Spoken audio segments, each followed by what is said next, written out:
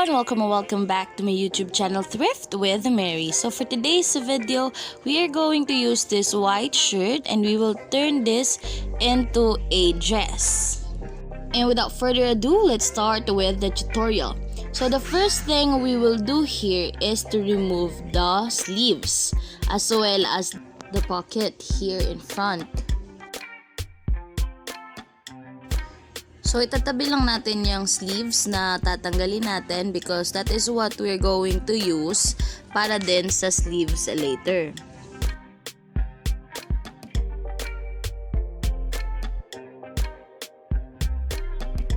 Sa part na ito, hindi ko napansin na bumababa pala yung camera or yung phone ko kaya hindi na nakita yung ginupit, but all in all, ito lang naman yung ginupit na part dyan. So, yan lang. I just removed the collar of the polo. And, na-decide ko din na mas gawin pa siyang shorter. Dahil yung excess fabric na yan, natatanggalin natin, ay gagamitin din natin yan mamaya. So, okay din naman na tinanggalan. After cutting that, tatanggalin din yung part na yan, yung sa may buttons and buttonholes.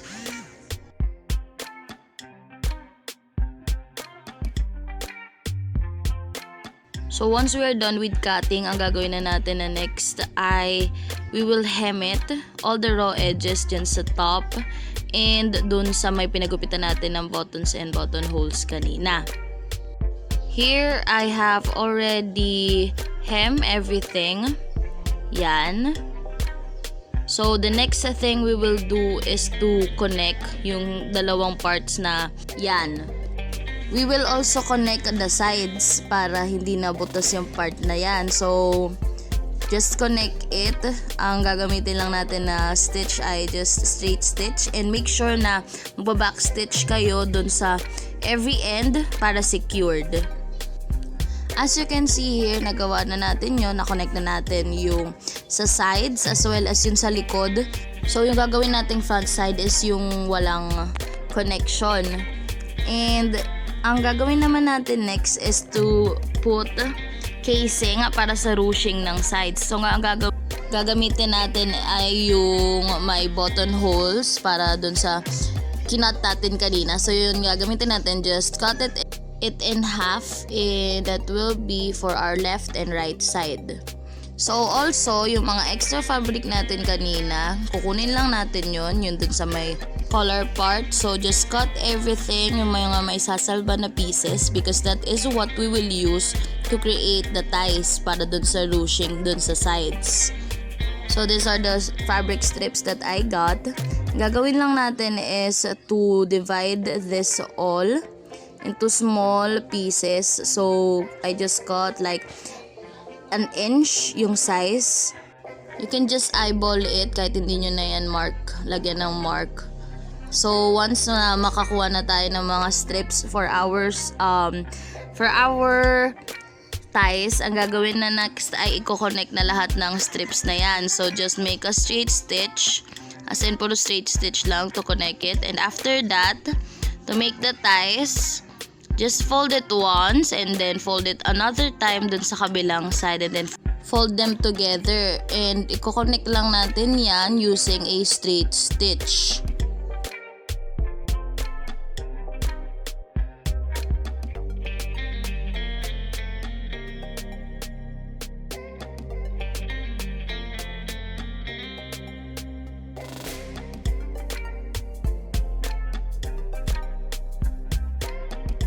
So again, this is how you will make the ties. Pwede nyo naman na siyang ipin yung bawat kapag ginawa nyo yan para tuloy-tuloy na lang yung pagtatahi nyo. Hindi nyo na kailangan mag-fold-fold.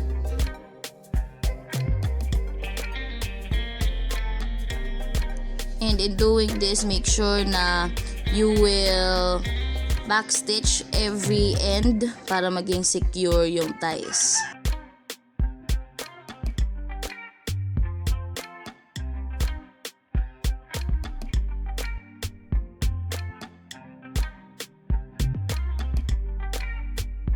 Now we will attach the casing for our ruching dun sa sides. Ang gagawin lang natin ay lalagay lang siya talaga dun sa side, and then we will just make a straight stitch dun sa pinakagilid, as in pinakagilid, para magkasya yung ties natin, and also in the middle para magkaroon ng 2 casings. So as you can see here, meron na tayong 2 casings.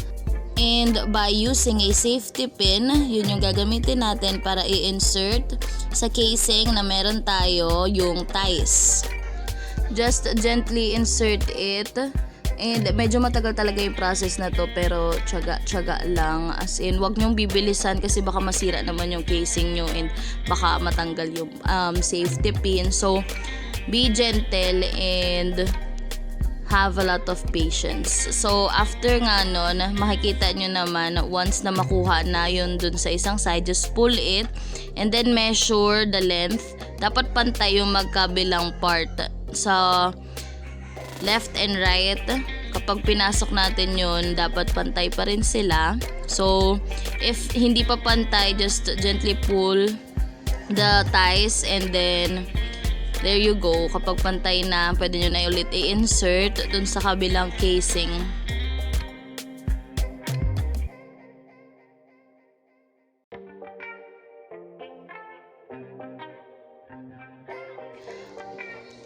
Once na makita nyo na yan sa kabilang part, pwede nyo nang hilahin, and then there, you can create the ruching on the sides. Yan, ganyan lang yung gagawin nyo. Gently pull everything. In, wag masyadong lakas yung pag-pull, and then you can now make a ribbon dun sa baba.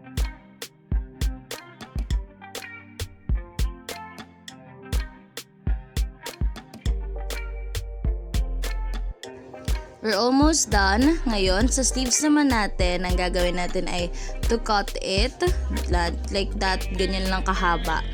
So, after that, after cutting, what we will do next is to hem it. So, here, medyo malaki yung hem natin because that will be the casing also for the garter. So, make sure na medyo malaki yan and kasya yung garter nyo. Now, doon naman sa ibaba, maliit lang dyan because hem lang talaga yung gagawin natin dyan. We will not insert any elastics.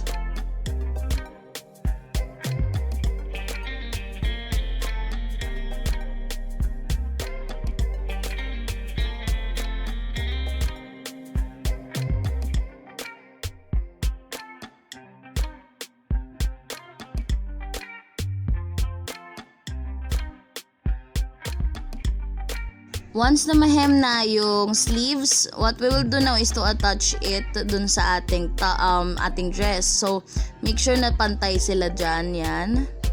And we will just attach it by making straight stitch dyan sa baba and then sa gilid para secured. So, gagawin lang din natin yan dyan sa left and right sides ng sleeves. So, as you can see here, yan na nga, tapos na natin. And the next thing we will do now is to insert elastics doon sa casing na ginawa natin dyan sa my sleeves. So, para mapasok yung casing, since hindi tayo nag-iwan ng hole, gagawin natin ay we will make one using a scissors and just make a snip dyan. Maliit na butas lang na kakasya yung safety pin and yung elastics na meron. So, just make 2 holes, and then after that, again, we will use a safety pin and the elastics and insert the elastics in the casing. So, yung measurement ng elastics depende din sa size ng arms nyo. So, measure it also. Kasi, make sure na medyo masikip siya para magkaroon ng parang puff sleeves effect. Once you have inserted it, para ma-secure yung elastics na hindi natatanggal at hindi magagalaw, ang gagawin natin ay we will just make a back stitch, as in maraming back stitch dyan para maging secure yung elastics sa both ends. Gagawin lang yan sa both ends, okay, dun sa dalawang ends nung elastics. Just make a back stitch there, at after that, gagawin din yun sa kabilang sleeves. So after nga natin magawa yung sleeves, this is how it will look like. Super cute niya. And now we are almost done. We will just again put elastics on some parts of the sleeves. So lalagyan natin yung sa dulo na part. So it's like a half an inch away doon sa hemming natin sa lower part ng sleeves. And also, we will add elastics dun sa gitna para maging heart shape, ruching yung design doon sa chest area. And isang dangkal yung ginamit ko na markings doon sa ating chest area. So here makikita nyo yung paglalagay ng elastics. Just gently pull it and make sure na secured yung dulo. So every time that you will sew, just gently pull the elastics para maging ruched din yung part na yan. So when you reach the end, make sure to also backstitch para maging secured yung elastics na nilagay natin dyan. So the next one, I also just made some marks doon sa middle area para sa chest ruching, and I just follow that mark at again sinecure yung both ends by backstitching. And after you have done that, we are done with our dress.